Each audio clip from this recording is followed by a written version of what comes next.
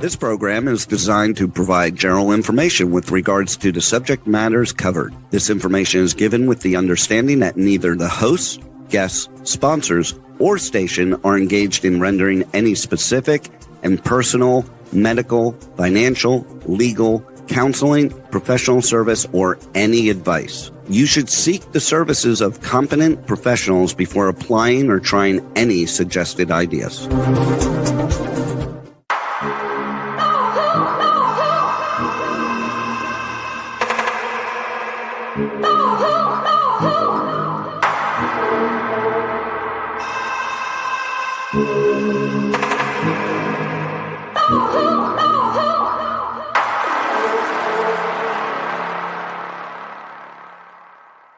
Good morning, true seekers and true crime junkies. Welcome back to another episode of Hit the Road Jack, Finding the Zodiac.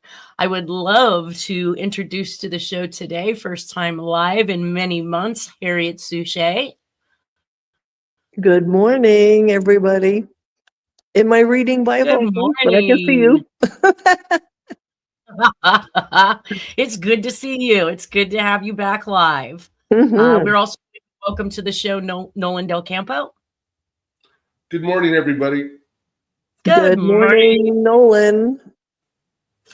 I think that I cut you off and we started the show right at the point where I said that Trump is at heart been a Democrat pretty much all of his life, so heavy supporters of the Clintons. And you said, what, Nolan, as we flipped over? He's not really a Democrat or Republican. He's a fascist.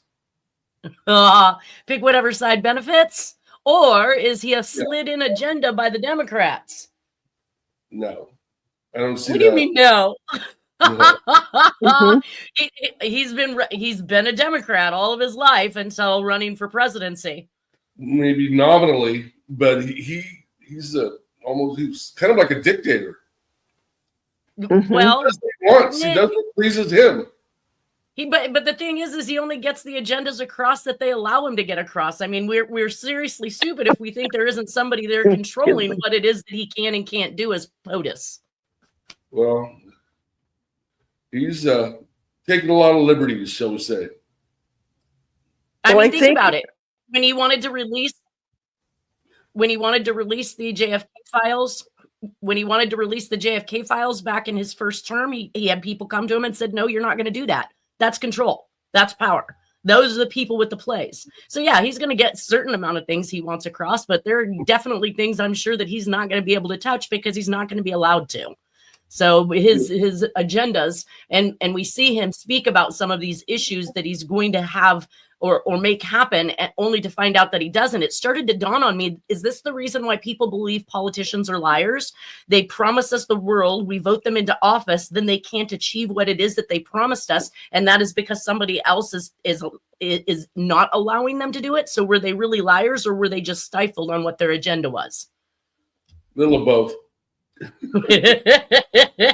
I honestly think that they waited for certain people from that era to pass on before they released a lot of those files, because there were people that were still. I went to the JFK conferences, and a lot of those people 10 years ago are no longer here. There were people that said, I was there, on what they now call the grassy knoll, and they said what they saw. But those people are gone now. And then there's, I think, the people that were saying that Lee Oswald was standing in the doorway next to Billy Shelley because they knew somebody who knew that Billy Shelley. Those people are gone too. So, it's like they waited for them to go so they can release these files, so there won't be somebody who might hold things up, and the possibilities of releasing them. Because we're still supposed to be, we're still supposed to believe that Oswald did it. And no, of course, I think that the agenda they serve us up, whatever it is that they tell us, their narrative is what we're supposed to believe and follow. And unfortunately, I myself and you as well, I think we're divergent. I'm not going to accept for face value what the news tells me anymore. I haven't since 2012. All right, so let's climb back into this. I have some research that I did in the Peter Wilson case, and I have come upon information I thought that was truly interesting to share. I did pose more questions to Mr. Wilson in prison, and I am waiting his responses to those. So we'll have probably one more section where I follow up or at least cover some of the questions that have been asked through either the podcast, Nolan, yourself, Harriet, with this new research that you've done. I went online myself and I tried to find some of the players. One of them was the district attorney, Linda Condren.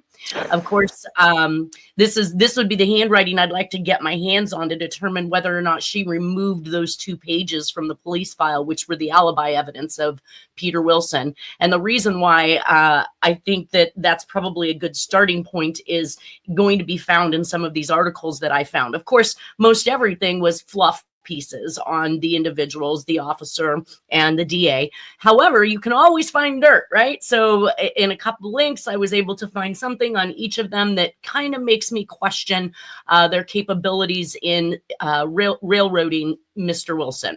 So this is out of the Daily Journal. This was written on April 8th of 2011. It says, Judge Linda R. Condren admits she can be tough on lawyers, but they say she's fair. And it was written by Craig Anderson. It says, San Jose, as a prosecutor, Santa Clara County Judge Linda R. Condren was known as a hard-charging advocate when she won a judicial seat 11 years ago. So mind you, she won the seat in 2000. And we're talking about the initial trial of Peter Wilson that was done in 2000. So it was only natural to wonder how she would adapt to her new role as an impartial jurist. In fact, Condren says she wondered about that herself, keenly aware that many former prosecutors are regarded with suspicion by the defense bar. She says she worried. Well, I guess I didn't continue on with her worries, but now we get to some more of the dirt parts of it. So on almlaw.com, I found judicial profile for Linda Condren. It says a career prosecutor, Condren ran for election to an open seat in 2000. After she won, Governor Davis appointed her to the bench so she could take her seat early. Earlier this year, she was assigned a backlogged domestic violence calendar where she's expected to handle cases from arraignment through trial and sentencing. She and the 2 other judges have cut down the number of cases waiting for trial from 80 to 20. And she says, and if a prosecutor can't produce a witness but doesn't have good cause for a continuance, Lopez says, she will make the DA dismiss the case. So Lopez is I believe, an attorney who is speaking in regards to Linda Condren. I thought that particular statement right there was interesting to note because in the Peter Wilson case, we know that William Coleman, the other roommate, which is the suspect in my client's mind, Mr. Wilson's mind, he believes that Mr. Coleman is the one that actually committed the murder. He left the country. He was no longer available to the district attorney as a witness.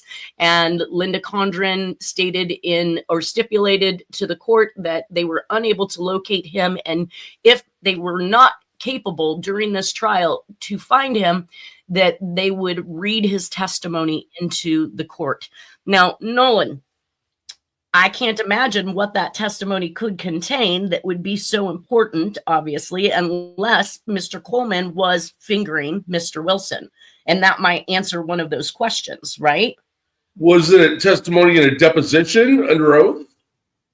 I have no idea. Again, I have listed those transcripts from Mr. Coleman or from Mr. Wilson to see if he could provide us with what Mr. Coleman's testimony was, but he was being called as a witness for the DA. Yeah, that's generally allowable in a prelim, but in a trial, you want the witnesses there live so the jury could see their faces and see if they're fidgety and, their demeanor and what their behavior and whatnot. Well, and that's what made this statement by this attorney so interesting. If a prosecutor can't produce a witness but doesn't have good cause for a continuance, Condren makes the district attorney dismiss the case. But she didn't do it as a prosecutor, though. Heck no, she didn't. And so it gets better. Says Condren said she doesn't try to hide her displeasure if an attorney isn't ready or intentionally misrepresents facts in court. Somebody's on a soapbox. But the judge said she doesn't let frustration or emotion color her decision making. Early on, I made a decision for exactly the wrong reasons, Condren explained. An out-of-custody DUI defendant violated a court order, didn't show up for a hearing, and was found sitting in a car in the court's parking lot with a bottle of tequila. It had been a stressful day. Yeah, I thought that was comical. It had been a stressful day, Condren said, and when the bailiff brought the defendant into her courtroom, she remanded him into custody. Condren said she doesn't regret the decision, just how she reached it. None of it was cold, clear, calculated decision-making, Condren said. She said she agonized all night and went in at 4 a.m. the next morning to make sure the defendant was on that day's calendar. After that experience, Condren said she vowed, I'd never, ever in my life do this again. I highly doubt that she could make any, promises to herself, especially when she was vying for a seat as a judge back when she was a district attorney. Says these days, Condren says she strives to be dispassionate. If her temper flares, she'll step off the bench for a few minutes and have a sip of water. Sometimes, she added, she'll run, pointing to a treadmill in the corner of her office. Where it got extremely interesting is in an article by the Mercury News saying, can ex-prosecutor let go? Facing double murder charges in 1987, Miguel Angel, I'm not going to try that last name, failed to convince a jury that he acted at the order of drug dealers who had threatened to kill him and his family. He was sentenced to death. But today, defense attorneys say that they have evidence that his claim was true and that the prosecution team in the case covered it up.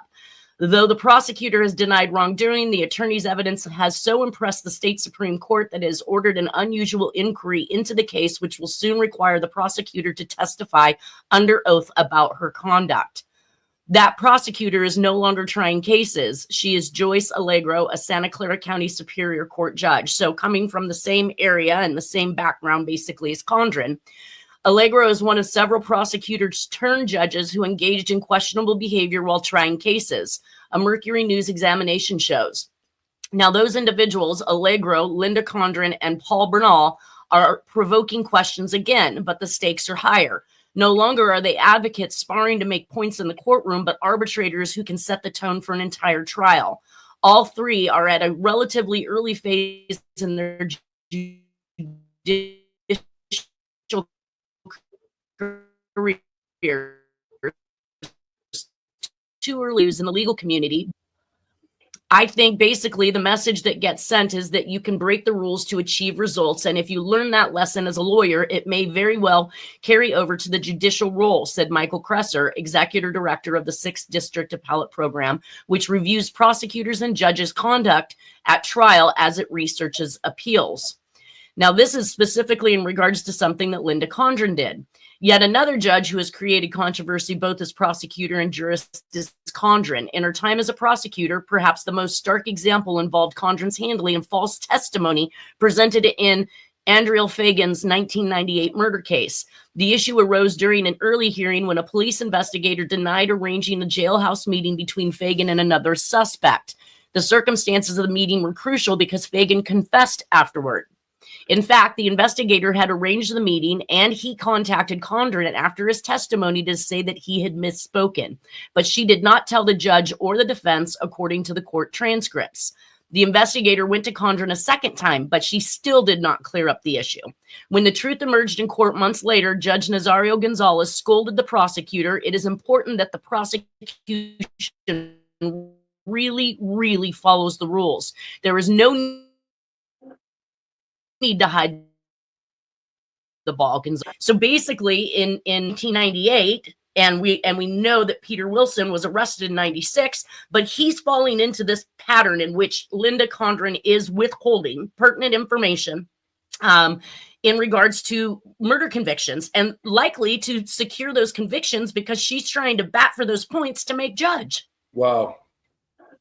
Right? It's amazing how many prosecutors become judges. Most of Sacramento County happens all the time, obviously in Santa Clara County, and it's nobody even says a word about it. They just approve them. That's crazy. And we have her here. I mean, literally, I think that there should be some type of a penalty to a prosecutor that would do something like this. Well, yes, there should be a judicial state bar investigation. that's misconduct. Should be Absolutely. Yeah. And Something. she's showing that that's the way she's learned that she can win in court cases. And now she's a judge who is demanding that all evidence and facts be. It's almost as if she's taking this hard stance to literally erase who she was as a prosecutor because she wasn't following the rules, and now she's demanding that other attorneys are. Yeah. Well, it goes on to say, what's that? We'll see. I mean, it's convenient for her to say that now, makes her look good, but who knows what she's actually going to do. Exactly. It goes on to say Condren won election to the bench a year later. Some attorneys, so she won, that said 98. Mm-hmm. I'm trying to put because she was not a judge in this case in 2000. So would a prosecutor continue to prosecute a case if it went to court after they become a judge? She would have to recuse herself. She couldn't be the judge. She couldn't be the prosecutor either, because now she's the judge. And I think you said earlier that even before the election took effect, that because she got elected, Gray Davis appointed her, so she got on early before she was supposed to by election. So she got appointed prior to the election taking effect.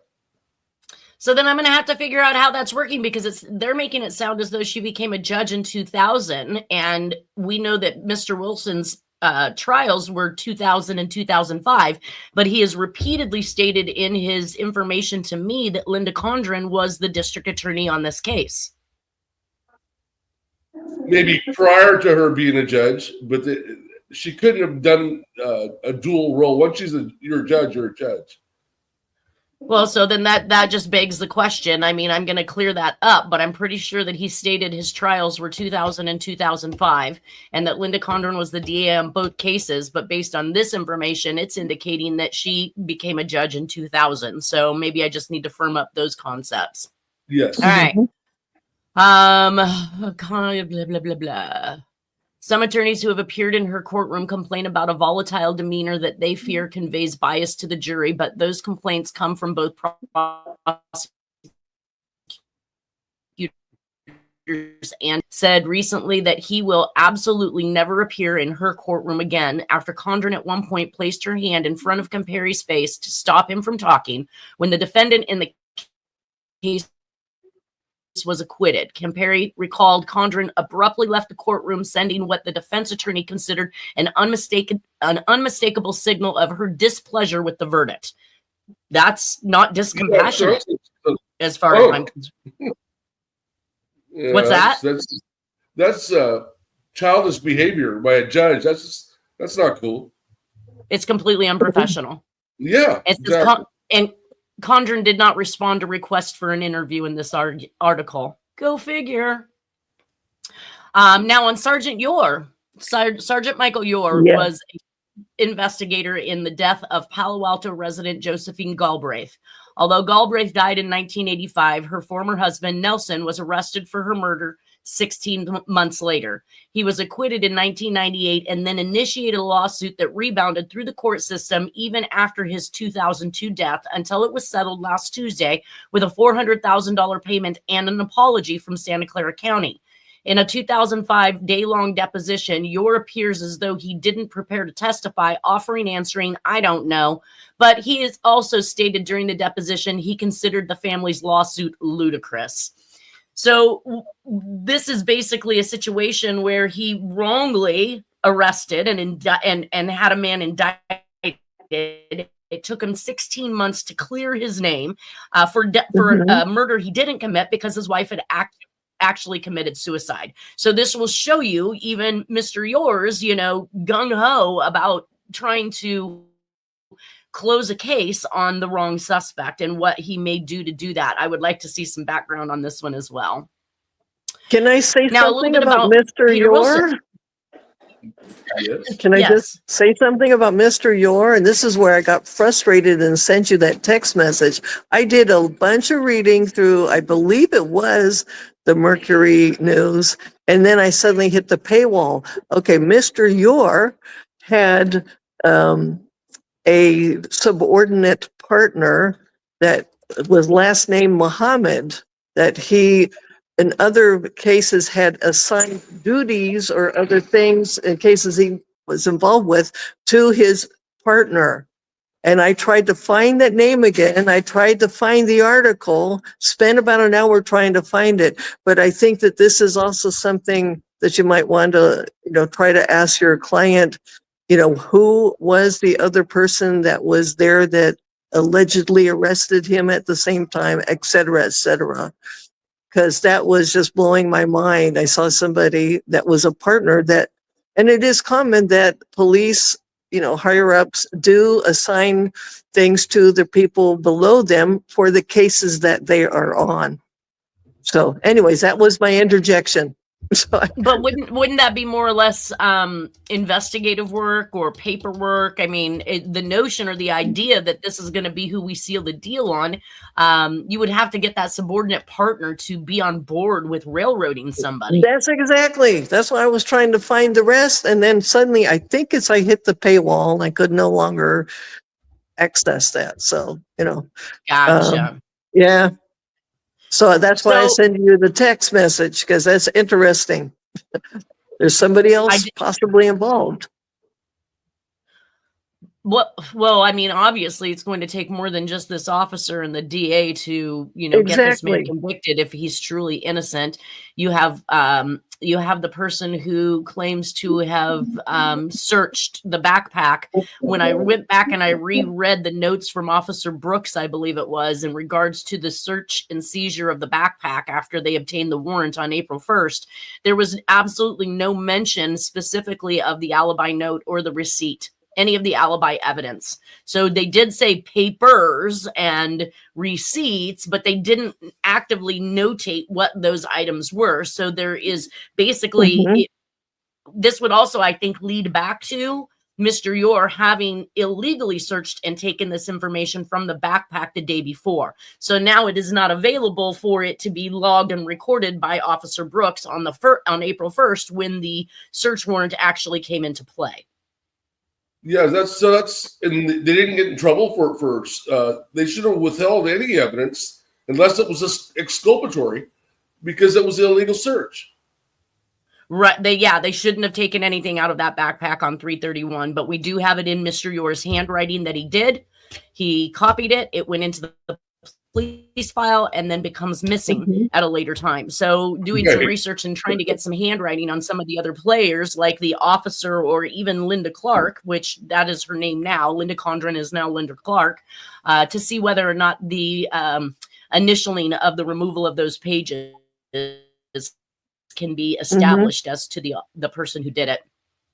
More information on Peter Wilson. So I found several different articles. And again, just like we know the news, they never produce things correctly. They just want to get a story out there and they don't care if it's right or not.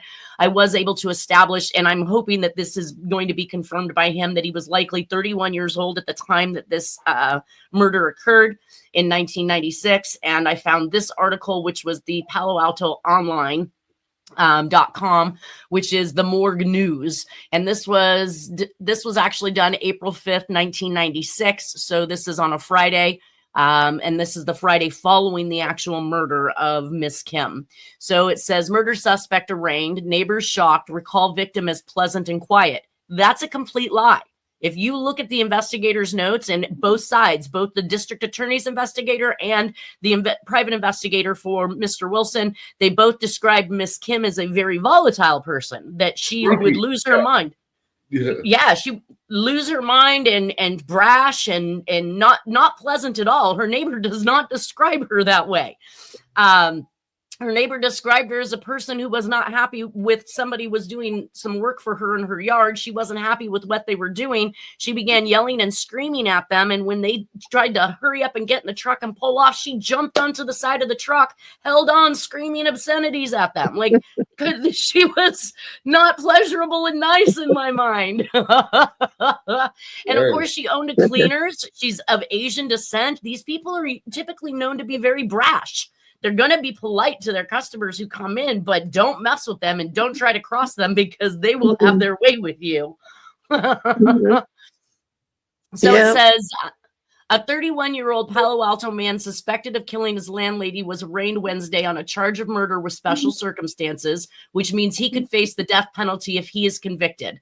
Police arrested Peter Wilson Sunday morning after being called to the home. So now we've got that answer. He was literally arrested that morning when the cops came to his home.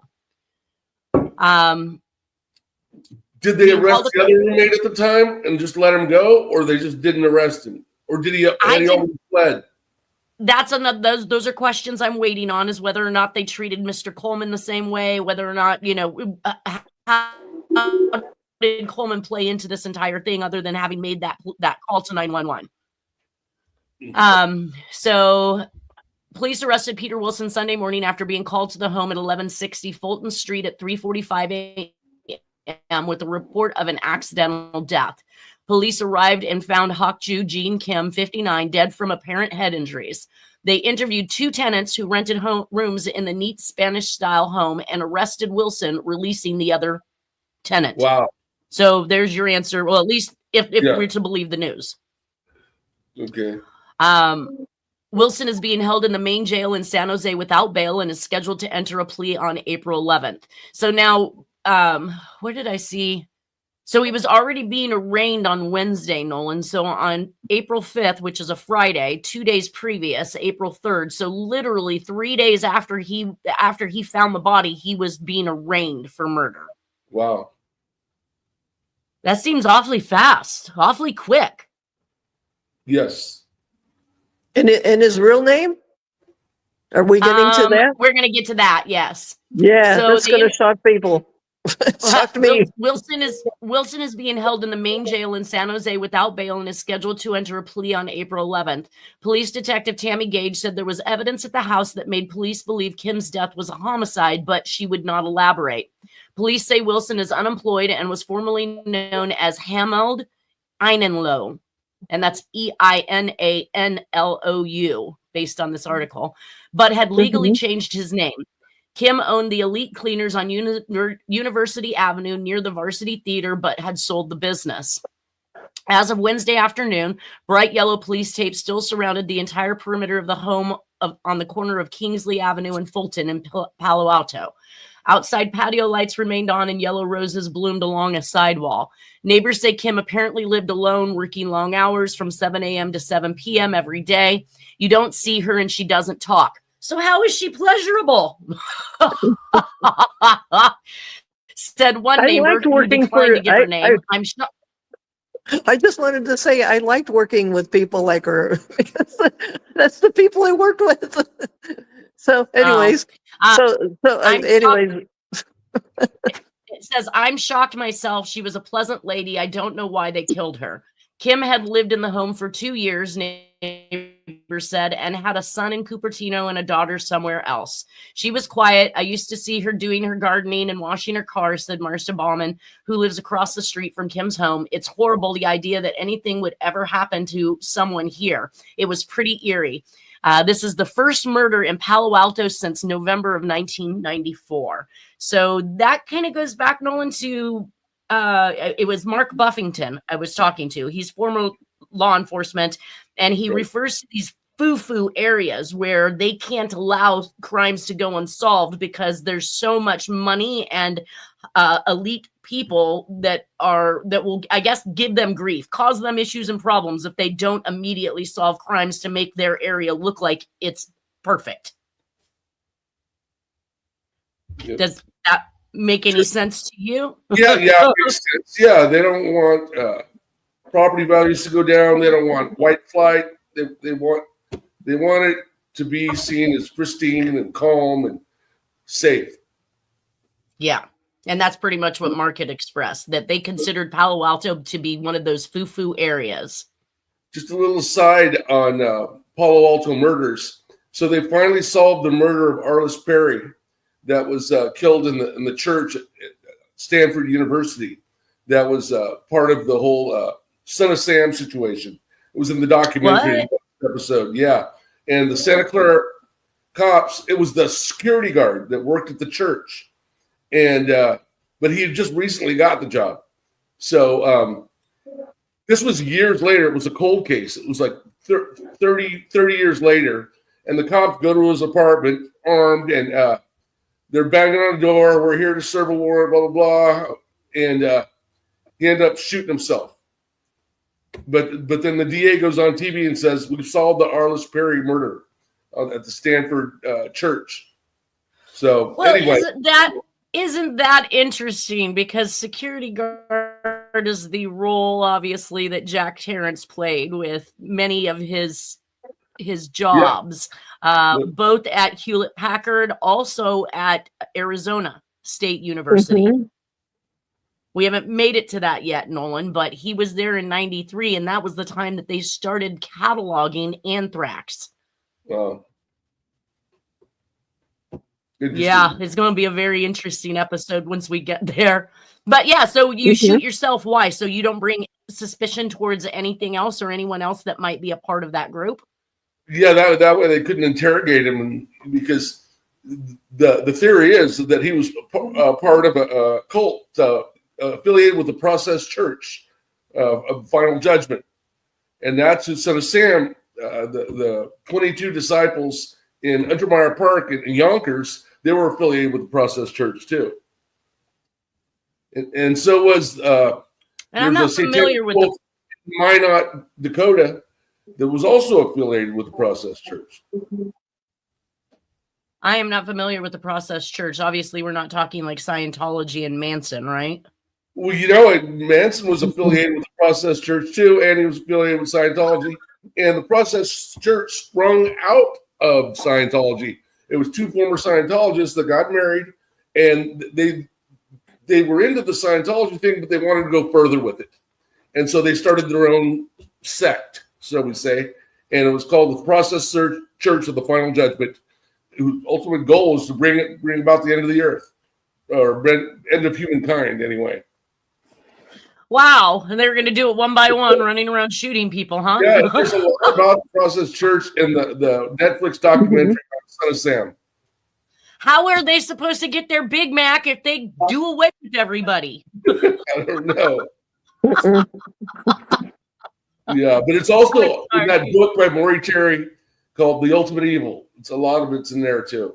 But that's what this the whole Netflix documentary is basically on Maury Terry and the book and the Son of Sam murders and the cult. So I thought this was a different documentary. I'm going to need to get that name from you then, because I didn't realize the one that I watched certainly did not allude to. They basically talked about the journalist that was trying to uncover the cult facet of it, and that it was not just Berkowitz operating in his own on his own, that there were other people involved. So is that the one you're talking about? Yeah, there's several episodes though. There's like 4 or 5 episodes. Yeah, I'm pretty sure that I watched that one. I might not have made it to the last one, and maybe that's where they expressed the security officer. Yeah, that's the very last one at the end, because that happened way out years later, in San Jose, and no less. And, yeah, the cops were there to arrest him for the murder of Arliss Perry, and he shot himself, killed himself. Wow. Yeah, it was a cold case. It was at least 30 years later. Yeah, because that's the 80s. I mean, right? Son of Sam was... No, that was in the 70s. That was in the 70s, late 70s. That Arliss Perry was killed. So I think it was like 40 years later that they finally figured out who it was. And Maury Terry in the documentary, that was his primary suspect in the Arliss Perry murder. But nobody listened to him. Oh, wow. Now, in the book, go ahead. Is the Smiley Face murders the same as the Son of Sam?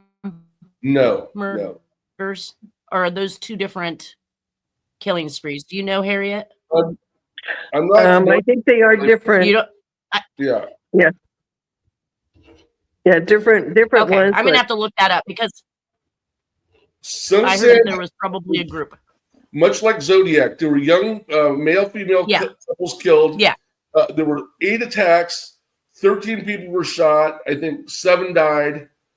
And there's allegations that they were filming in some of the murders as well.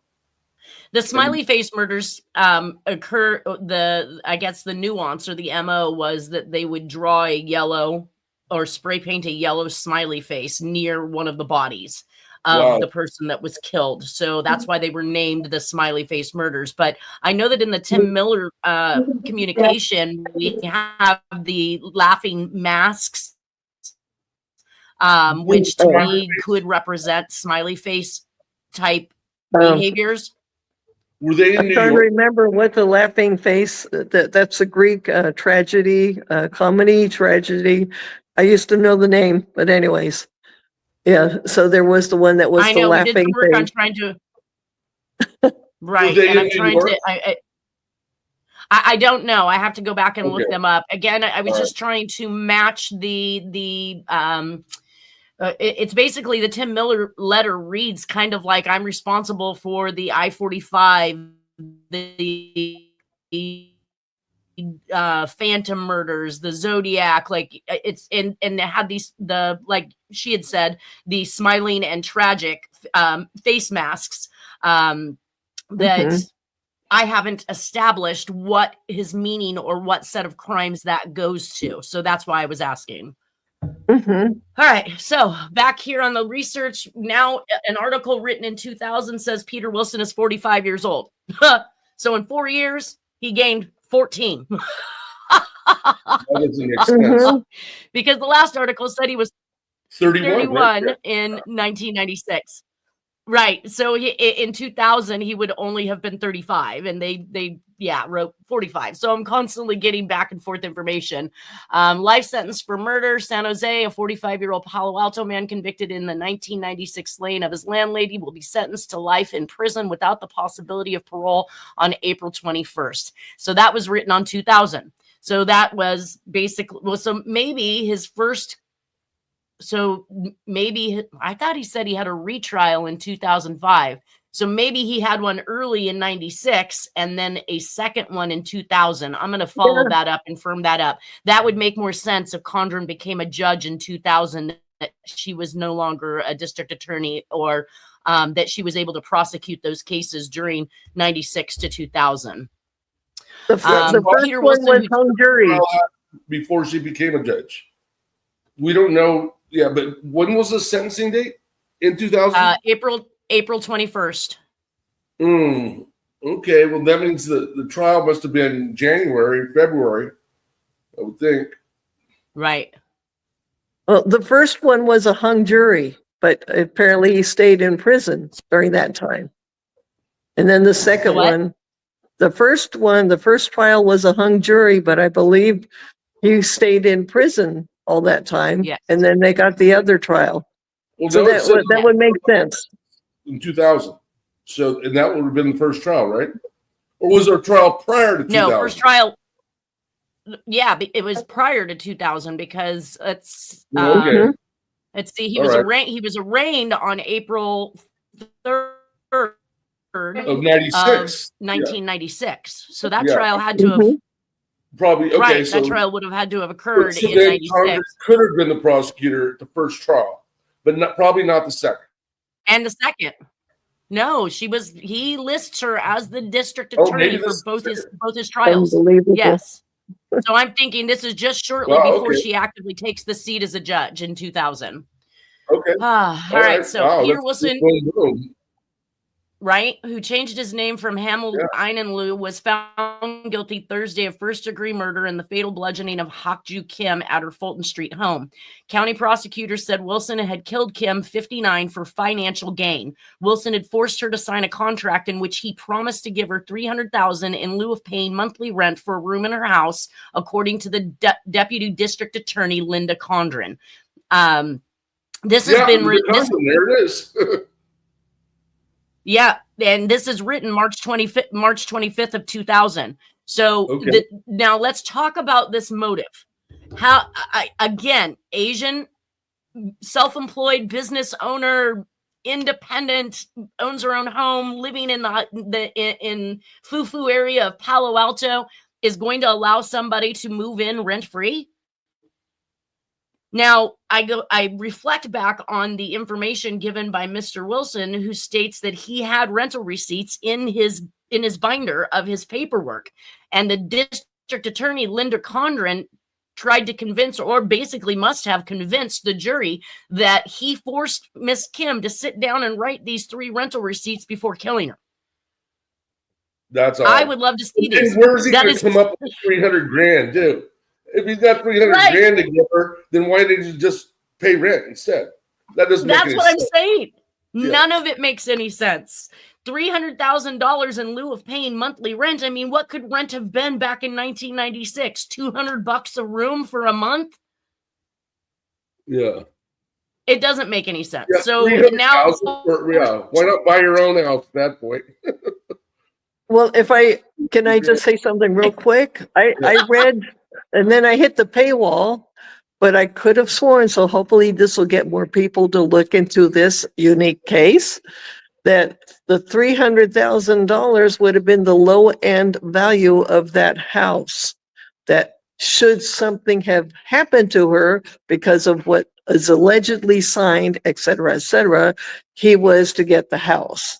But, you know, he's not a beneficiary. Yeah. He's not a beneficiary. Yeah. I don't see any information that indicates he forced her to write a will. Yeah. He has no entitlement to this property whatsoever. She has 2 children. She has nieces. She has family members. She has people that would have naturally, if she did not have a will in place, would naturally have inherited that property. He would never have gone. And they probably did get the property when she was killed. Exactly. So this MO, yes, doesn't make any sense. And he literally had receipts from her for having paid his rent. So now it all sounds like hogwash. Not only are they now producing bad facts, or what would you call that? I'm going to find a right word for that, Nolan. I'm not really producing evidence, bad evidence. Yeah. Yeah. Yeah. And then withholding exculpatory evidence. Yes, that's just misconduct all the way. This conjured woman's a piece of work. And somehow it says the prosecution established that Wilson never paid her and never had the funds available to him, Condren said. Now, go back to, he had $400 in his backpack that was taken and never returned to him. He believes that Sergeant Yore actually absconded with it. He has a security lockbox at a bank, which that takes money to have one. I mean, they don't give you these things for free, right? Not even back in 1996. I would assume that would be a service you'd have to pay for. Does anybody know? I don't have one. So. Deal for safe deposit box. And if he had never paid rent, I don't see her stopping short of tossing him and his belongings out. Right. Mm-hmm. I mean, where's the pull for keeping a renter in your home that isn't paying his rent? And he actively had that one room that had its own backdoor access so he could come and go as he pleases. That would have probably been the more expensive room versus the one upstairs that you have to travel all the way through the house to get down and out. Right. None of this is making any sense. So It says this was the second time Wilson had been tried for the murder of Kim. So yes, in 2000, second time. This was the second time Wilson had been tried for the murder of Kim, who used to own Elite Cleaners on Palo Alto's University Avenue. The first trial in 1998 ended in a hung jury. That's where Harriet probably read that. Yeah. The Palo Alto Daily Post. I thought this was an interesting article because it's talking about murders in Palo Alto over the past 3 decades. And of course, actually listed this particular murder, which this is written in 2024. So it boggles me why anybody would want to dredge up the murders from Palo Alto. But what I was more shocked about, so if you guys go to Palo Alto Daily Post and look up this article, for August 2nd, 2024. And the headline is Murders in Palo Alto Over the Past 3 Decades. Take a look at the murders and the sentences some of these individuals received. One of the cases that I read, the woman had stabbed, I believe, either her sister or brother or a family member, basically 41 times in order to steal money from him that they thought he had. And she received 5 years. No, let me take that back. She only was in prison for 5 years. It was considered time served. Wow. 41 times stabbed. So it's interesting to see who they hemmed up, for how long they hemmed them up, and what their actual sentencings were, because there's no rhyme or reason to the murder. I mean, they're all murders, basically. So no matter if you poisoned them, or you stabbed them, or you shot them, or you robbed them, everybody seemed to get something different. But here we had Mr. Wilson facing life without the possibility of parole and possibly the death sentence. So this is written by David Price, Daily Post editor. A possible Russian mob hit, the robbery of an innocent man out for a walk, a family fight over money, a dispute with the building manager, a bullet seemingly shot into a crowd at random. Those are some of the facts behind murders in Palo Alto over the last 3 decades. And here's a look back at those cases. So you can go and read that yourself. But the excerpt that I pulled out for Peter Wilson shows March 31st, 1996. Peter E. Wilson, 44. Now he's 44. Also known as Hameld Einenlow, was arrested and later convicted of murdering his landlady, Hokju Jean Kim, 59. Kim was found dead of massive head wounds on the basement stairs of her home. Now, she wasn't found on the basement stairs.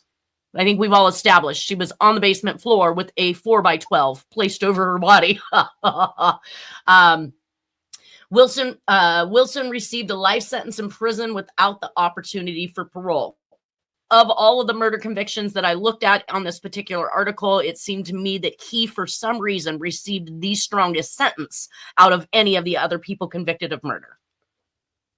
Some of them have actually been let out, like the person who, they gave him time served after only 5 years. So you stabbed your family member 41 times and they release you 5 years later.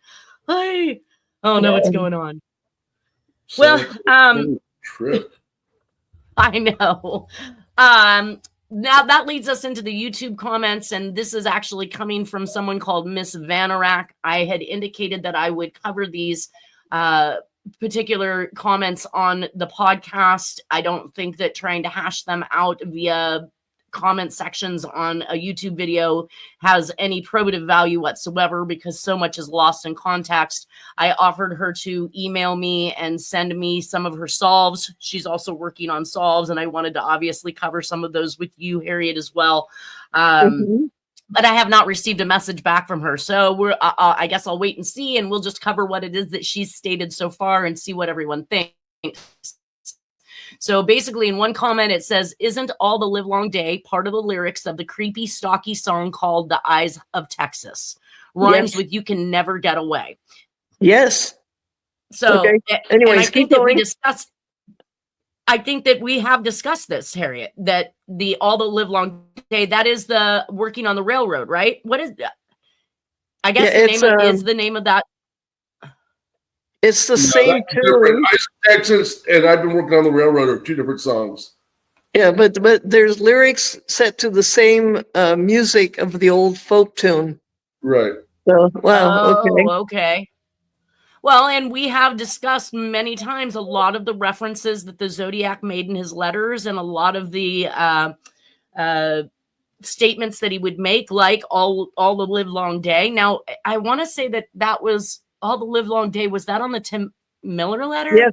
Yes, it is. Fun, All the Livelong Day. Yeah, and these are all Texas references, and Jack being from Texas was making him another shoe-in for something like that. Well, we're down to the last minute, so I'm going to hold off on trying to climb into these others. These others get a little bit longer, but she is going to continue to talk about ciphers, solves, and other things that I want to, go over with you, Harriet. Is there anything anybody would like to add? Yeah, I want to enlist both your services. There's like $1 million or something up in up in Montana, Idaho, or something. There's a book about it, and there's ciphers, and there's poems.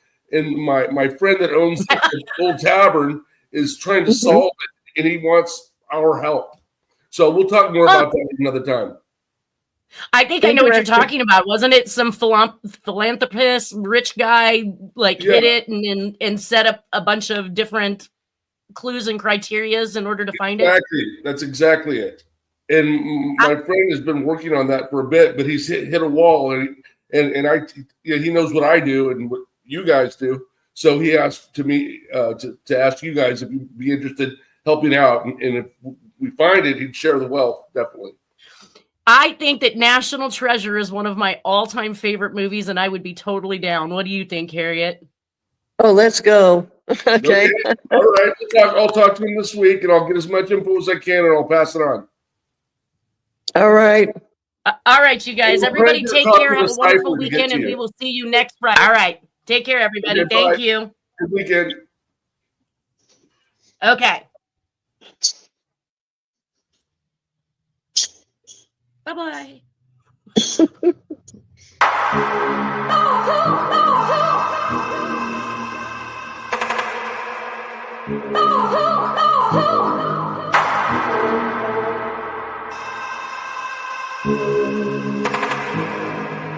Oh,